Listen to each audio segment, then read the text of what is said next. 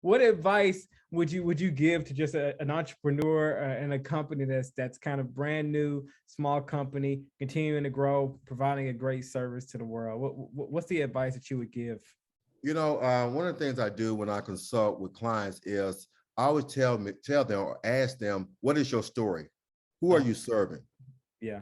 So as they re-articulate their value proposition, I'm looking for a couple of things. Number one, are they staying true to their organizational statements? And a lot of people think that organizational statements don't mean much, Mm, but your organizational statements mean a lot. If you don't know your day-to-day that's embedded in the mission statement, then how are you going to lead others? If you don't know where the ship is going, then how are you going to reach that ideal future state? And mhm, as I grown older, Gino, something else that I'm finding increasingly important to business success is the new company staying true to their values. mm, And some of these companies don't even have value statements. They can't even articulate their values to me. mhm, So after we get through this organizational who you are, where you're going, and then what are the philosophical beliefs that guide you, then I want to know just what are you offering?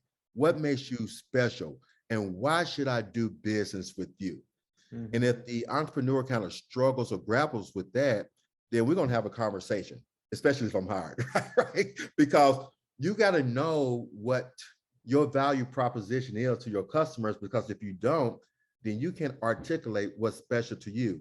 And yes, you may start off with some success, but as your business scales, that's generally going to catch up with you, as you know, being a small business owner yourself. And then as they start to articulate their value proposition or what makes them special and unique, one thing I want to know is, well, how are you going to scale? And then how are you going to advance to make sure that your business is around, or at the very least is positioned to sell, right? Mhm, Because one of the biggest failures in family businesses or small business is they don't have succession planning. And I mhm, want to know your workforce plan. I want to know what their organizational charts look like. So show me the positions first, then show me the names that's going to go in the boxes. And if you don't know those names, then we need to have a conversation about your training and development, about your workforce development, about your succession planning, and about positioning your company for sale if that's what you intend to do. Hear more at championsforveterans.com.